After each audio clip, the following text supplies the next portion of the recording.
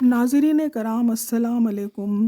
ہمارے آج کی محفل میں انگلش لٹریچر کا ذکر ہوگا۔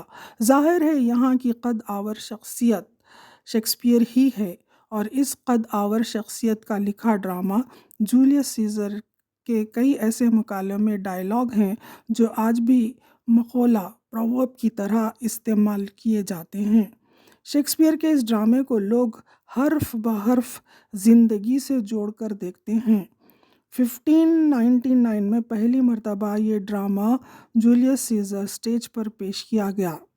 جولیس سیزر کو اس کا دوست نما دشمن بروٹس بھرے دربار میں سب کے سامنے قتل کر دیتا ہے۔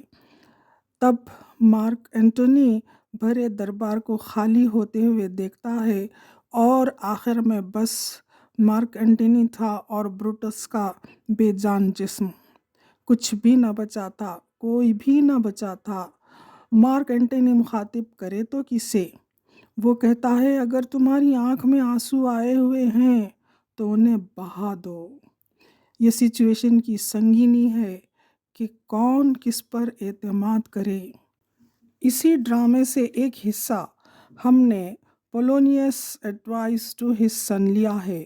پولونیس اپنے بیٹے لیٹیس کو جب زندگی کی باغ ڈور سنبھالنے سمندری سفر کے لیے روانہ کرتا ہے تو اس کو کچھ نصیحتیں کرتا ہے۔ پولونیس دور رس نگاہ رکھنے والا جولیس سیزر کے دربار کا ایک اہم رکن تھا۔ اپنے بیٹے کو بہت محتاط انداز میں نصیحتیں کرتا ہے۔ نصیحت نمبر 1: دیکھو، تم اپنی زبان کا استعمال احتیاط سے کرنا، اپنے خیالات کو بھی اپنے عمل میں نہ لانا کہ دوسروں کی نظروں میں آ جائے، اور یہ جو تمہارے دوست ہیں نا انہیں جان سے عزیز رکھنا، مگر اپنی ہتھیلی پر جو پیسہ رکھا ہے نا وہ کھیل تماشوں میں نہ لگا دینا۔ اگر کبھی کسی سے جھگڑے میں پڑ ہی جاؤ تو ہوشیار رہنا کہ تمہارا مخالف تم سے چوکنا رہے۔ چوتھی بات ہر کسی کی سننا، مگر اپنی سوچ کو محفوظ رکھنا۔ نمبر 5: جو رقم تمہارے پاس ہے اس سے قیمتی چیزیں ہی خریدنا۔ نمبر 6: قرض نہ لینا نہ دینا۔ قرض کی وجہ سے پیسہ اور دوست دونوں ہاتھ سے چلے جاتے ہیں۔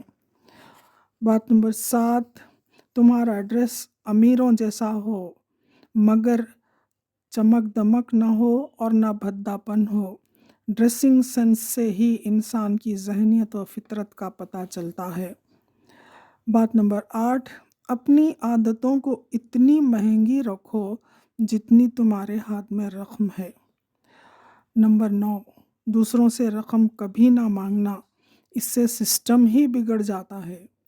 نمبر 10: ان سب باتوں سے اوپر تم اپنے آپ سے صحیح رہنا۔ اور اب اپنے سفر پر چلو بیٹا، چلو، اب جدائی کی گھڑی آ گئی ہے۔ فیئرویل، فیئرویل بیٹا، فیئرویل۔